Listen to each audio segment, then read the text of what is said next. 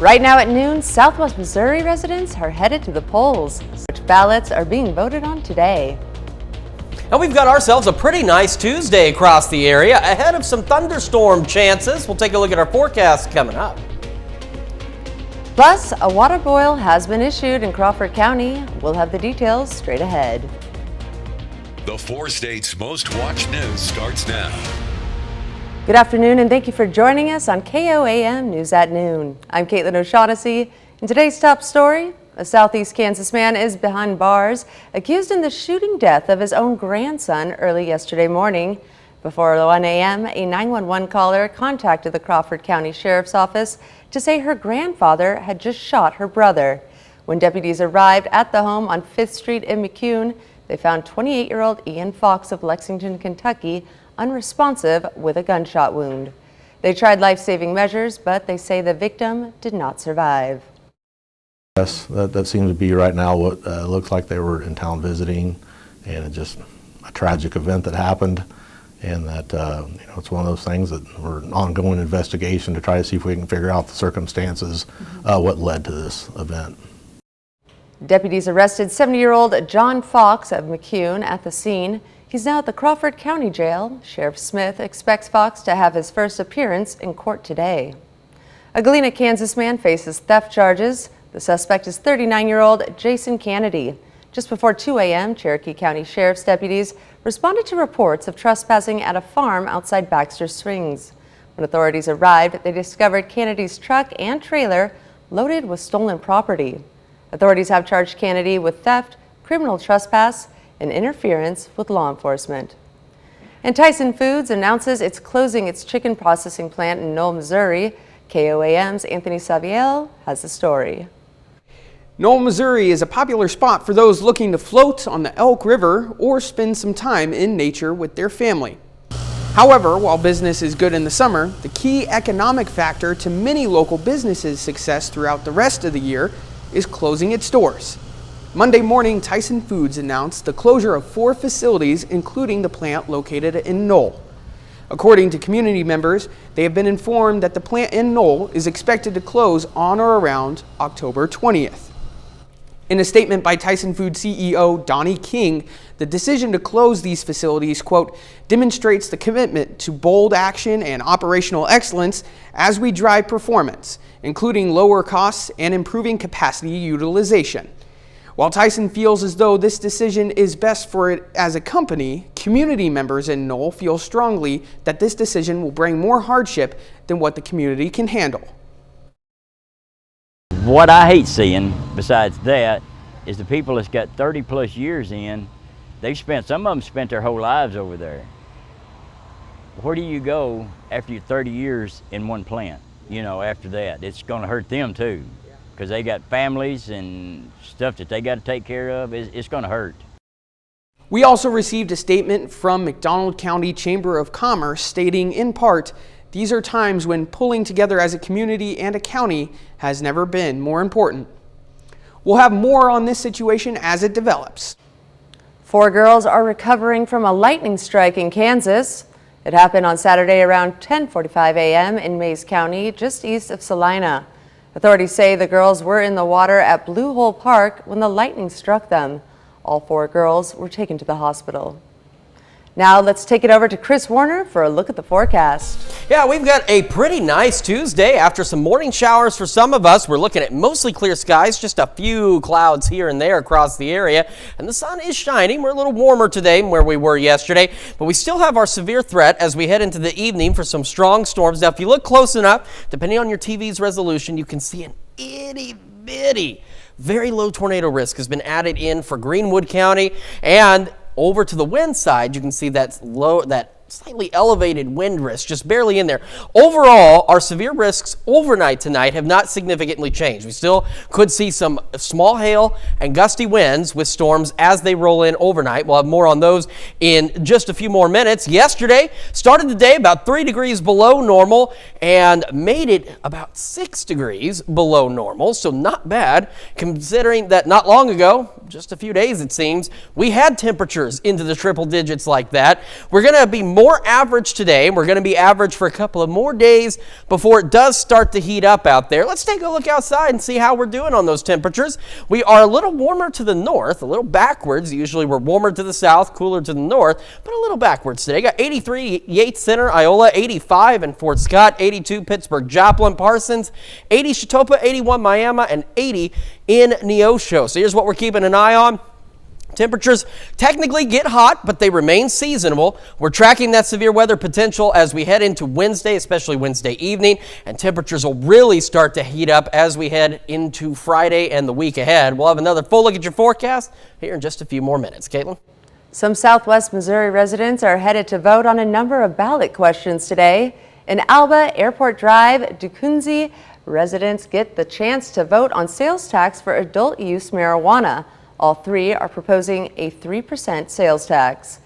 Airport Drive voters will also decide to not have an election if the number of candidates who filled for particular offices is equal to the number of positions to be filled by election. There's also votes happening in Neosho, Golden City, Seneca, Diamond, Loma Linda, and more. Polls close at 7 p.m. And another item on the council's agenda yesterday was renaming bridges after officers killed in the line of duty. The bridge on 1200 East 20th Street will now be known as Officer Jake Reed Memorial Bridge. The one on Loop 44 Rangeline Road will be renamed Corporal Ben Cooper Memorial Bridge. Reed and Cooper were shot in an incident in March of 2022 and died from their injuries. A third bridge, this one on Connecticut Avenue crossing over I-44, will be renamed the Officer Timothy Nielsen Memorial Bridge. Nielsen died from injuries sustained in a natural gas explosion in 2004. The Neosho Police Department wants to warn residents about a new scam. People in Neosho have been reporting that a person posing as a technician for DirecTV has asked to enter their homes. The person claims to be there to help lower the homeowner's bill, but asks for a fee up front. DirecTV has confirmed that this is a scam and that customers should be aware. That's a look at today's top stories and weather in the 4 regions area. Up next on KOAM News at Noon. We have tonight's Mega Millions jackpot, which has now reached $1.5 billion. We learn the best strategies for you to win. And later, we're making a deep dish pizza casserole in the Mr. Food Test Kitchen. Stay tuned. The Mega Millions jackpot is reaching over $1.5 billion heading into today's drawing. That's the largest in the game's history. The odds of winning the Mega Millions jackpot are approximately 1 in 302 million. Mark Glickman, a statistics lecturer at Harvard, says it's best to focus on picking numbers that are completely random. And the Kansas Department of Health and Environment has issued a boil water advisory for the city of McNew public water supply system located in Crawford County. Consumers should boil water for 1 minute prior to drinking. Water used for bathing does not generally need to be boiled. However, supervision of children is necessary while bathing so that water is not ingested. The advisory took effect on August 7th and will remain in effect until the conditions that place the system at risk of bacterial contamination are resolved. PETA is asking Bourbon County officials to investigate a local dog breeder in Uniontown. KOAM's Elise Noe has the story. Mary Moore is the owner of Mary's Precious Puppies, a business she's had since 1969. I was the 5th one in the United States to get USDA license. In May, Moore's kennel received 7 inspection reports from the USDA. The reports detailed the kennel's inaccurate inventory of dogs on the premise and veterinarian care concerns that got the attention of PETA. It's a particularly severe case of suffering and a disregard for veterinarians and officials' input. On Monday, PETA sent a letter to the Bourbon County attorney asking them to investigate and persecute Moore. They say her actions may violate Kansas's anti-cruelty statute. And when we see a pattern of cruelty to animals that's going unaddressed by the feds, and which we know that they're not reporting to local law enforcement, we try to bring this information to the local police and prosecutors. Moore says the reports only mention small issues that she says shouldn't have been bothered with. Well, there was nothing I could do, no matter what I did. I couldn't please the state. They'd be here at 9 o'clock the next morning, and I hadn't got out there yet. and they'd write me up on everything. In early June, the USDA removed all of her kennel dogs from the premises, though she still owns her own personal dog. That's what I lived for, was my dogs. And I have no income now. I haven't got any income since they took them. The Bourbon County Attorney's Office was not able to make a statement on PETA's letter. Reporting in Uniontown, Elise Noe, KOAM News.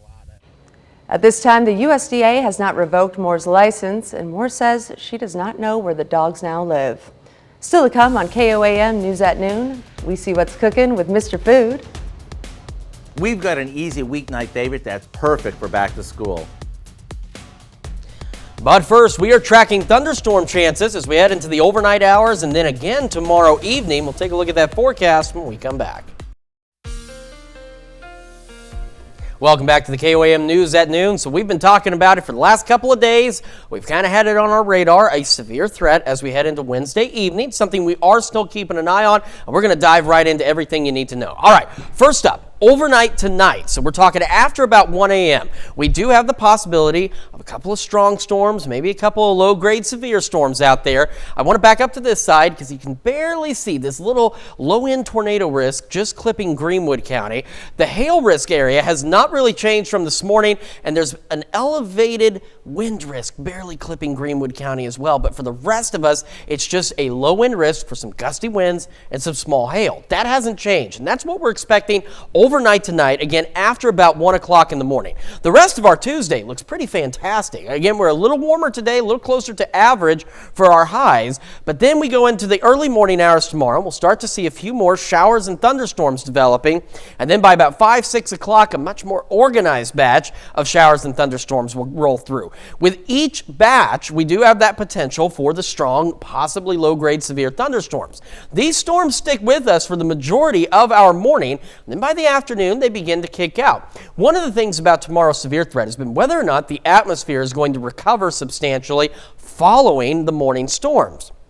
There is still some question about that. Now, the future track has updated to reflect the possibility of that not happening, and we end up being stuck under cloud cover with additional scattered storms, and some of these could still be strong, low-grade severe.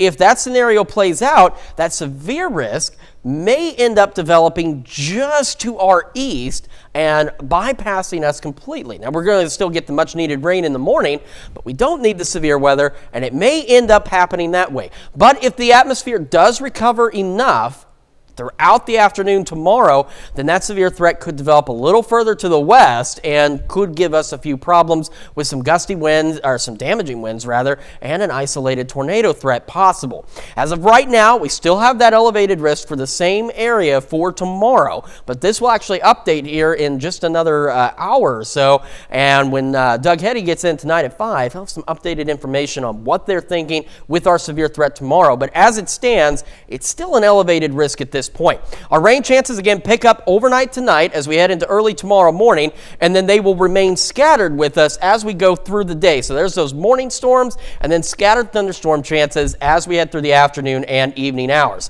We got sunny skies, a few clouds from the MoDOT camera at 32nd and Rangeline, and same from our camera here at the KOAM studios just north of Crestline.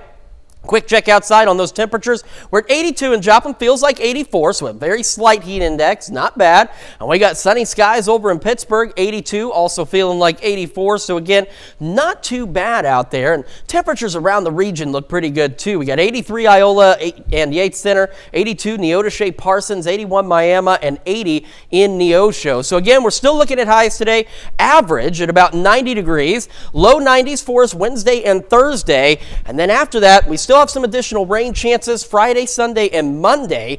Unfortunately, our temperatures also begin to climb back into the upper 90s and into the lower 100s by the middle of next week. So unfortunately, it's going to get hot again, but we'll keep an eye on the storms tomorrow morning. We'll, of course, be here for the KOAM Morning News. And if we do get severe weather tomorrow evening, we'll be here for that as well. All right, thanks, Chris. Well, stick around. We're making deep dish pizza casserole in the Mr. Food Test Kitchen. We'll be right back. It's time to check in with Howard and the Mr. Food kitchen staff. Today he's making a budget-friendly, fast, and delicious way to feed the kids now that school is back in session. It's called Deep Dish Pizza Casserole. Take a look. It's hard to walk into any store this time of year and not notice that it's back to school season. And that means it's time to start thinking of easy meal ideas to add to our everyday dinner time lineup. Today, we're sharing a recipe that's perfect whether you have kids going back to school or not. It's easy, budget-friendly, and it's packed with flavor. What is it? Well, it's a perfect pizza casserole. To make it, all we do is brown a pound or so of ground beef, making sure to break it up while it cooks. Once it's browned, we drain it and add a good amount of spaghetti sauce, along with chopped peppers and onions, and some Italian seasoning. While that's cooking, we line the bottom and sides of a 9x13 pan with a can of refrigerated pizza dough. Now we place a layer of sliced mozzarella over the dough before spooning the meaty sauce over it. More cheese goes on top, and we sprinkle on some grated Parmesan before popping it in the oven. When the crust is golden and the cheese begins to bubble, it's ready to cut into squares and serve. Let me tell you, this is way more filling than your typical pizza. To get the recipe for our deep dish pizza casserole so you can make it as soon as tonight, simply visit our website. I'm Howard with Kelly in the Mr. Food Test Kitchen, where today we found the deep dish delicious way for you to say, ooh, it's so good. To find this recipe along with many others, just head over to our website at KOAMnewsnow.com and click on Mr. Food. Now here's a look at the 4th state market prices.